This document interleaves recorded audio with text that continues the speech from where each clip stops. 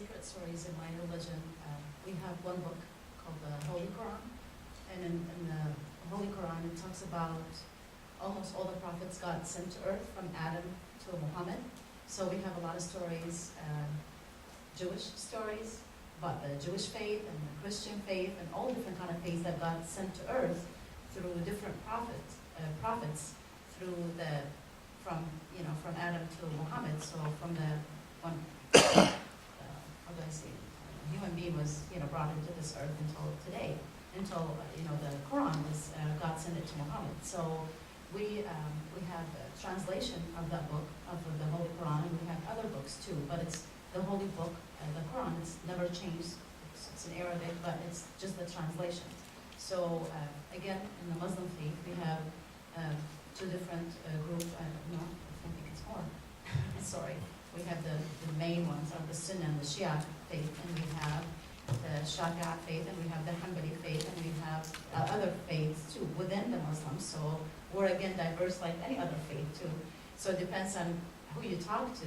Again, the traditions vary from, sometimes from family to family, sometimes from country to country, how they translate, how they tell stories, to their kids. So it's very important. We teach our kids a lot of those stories, and we always tell about all the prophets. We have another book that I read a lot to my kids called The Prophets' Stories. It has 2,000 and some number of prophets God sent to this earth. Each prophet, who he was, his family, how he was raised up, and how he gave his message to people.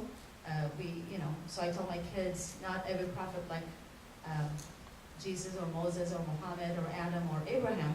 Some of them were just focused on their family, and some of them were on a village, some of them on a town, some of them, on a widespread area. So, and my kids, they said, oh, how come, So that means there are little prophets like this, and there's big prophets like that. And I said, well, God, because he knew each person and each prophet, he can take this much. So he told him, his prophecy is going to be on this area, and that was it. So, they're noble people that can do that, and this was their, area they're going to do that faith. And just recently, we have Arabic satellites, so we've been watching for the past 45 nights.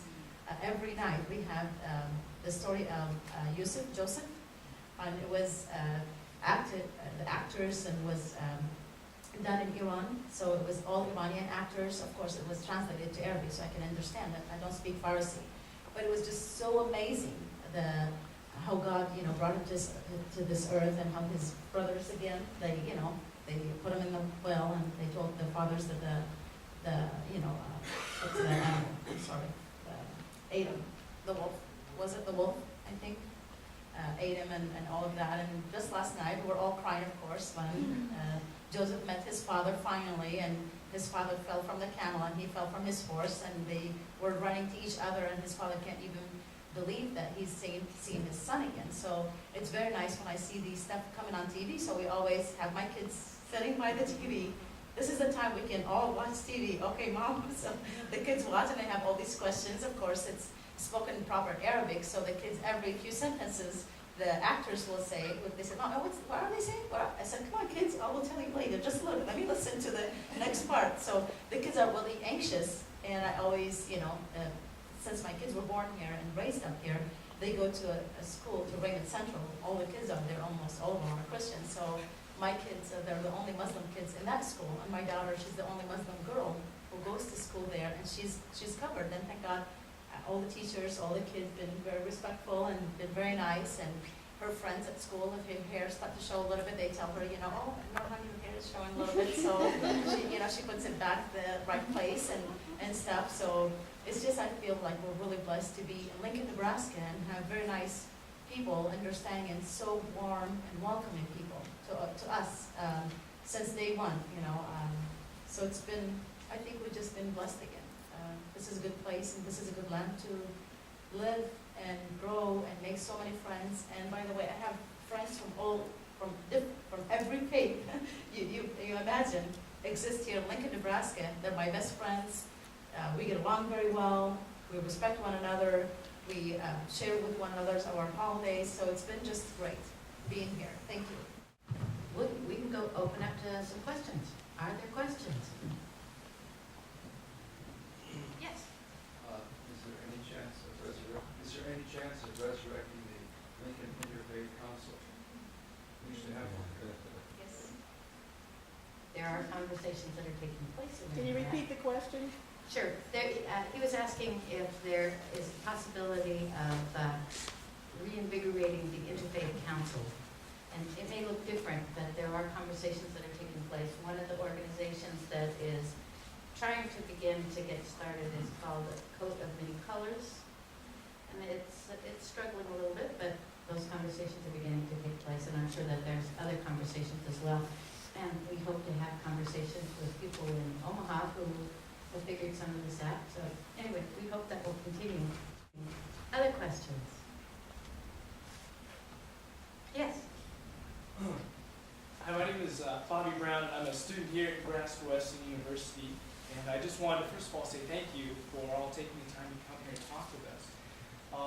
One question I have,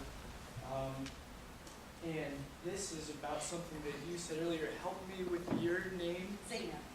Zainab? Yes. Okay, I didn't want to botch that. That's okay. All right, Zainab.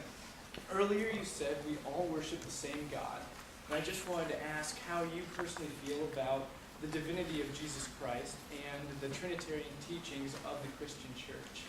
And actually, anybody on the panel, feel free to chime in and answer that question. In my religion, a lot of people ask me, and they're so surprised when I tell them that I believe in Jesus Christ. Of course, I have to believe. Otherwise, if I don't believe in Jesus, then I'm not a Muslim. We have to believe. If you want to become a good Muslim, part of your practice is you have to believe in all the prophets God sent to this earth to save the people in every different times since time began. So we believe in my faith, Jesus Christ is a prophet like any other prophet. But again, as I said before, some prophets were, not as how do I say it in English? I'm sorry, I'm struggling here. Jesus was one of the prophets that had a lot of not influence, but Jesus one of the how do I say, not the biggest, but one of the important prophets that God sent to earth, like Moses, Jesus, Abraham, Adam, Muhammad, and others. So we have to believe in him, and we can, a lot of us, we celebrate his birth.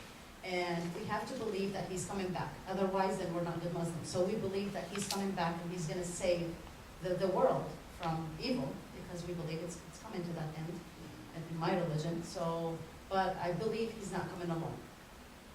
And I believe Jesus is a person. God chose him. We have a whole chapter in the Quran, in the Holy Quran, talks about the birth of Jesus, and it talks about it's called Mary, his mom, Mary. It has a whole verse of it. It's so important in the Quran. It's a whole chapter there. So we all read that chapter. To some people, this might sound, I don't know, maybe awkward or something, or people sometimes they just don't believe. A lot of people, we always ask God for forgiveness. We ask God, please God, if you do this for me, or if I pass this class or something, or if you give me a son or a daughter, or please, I'm just struggling. I want to have a daughter so bad. Please, in Mary's name, we're going to make this offering. So a lot of in my faith, we ask always in Mary's, name, God, please God, I want this. If you make it, then I'm going to make this. And in her name. We're still asking God, but through Mary, because these are holy people. God is going to, of course, God will answer to all our prayers.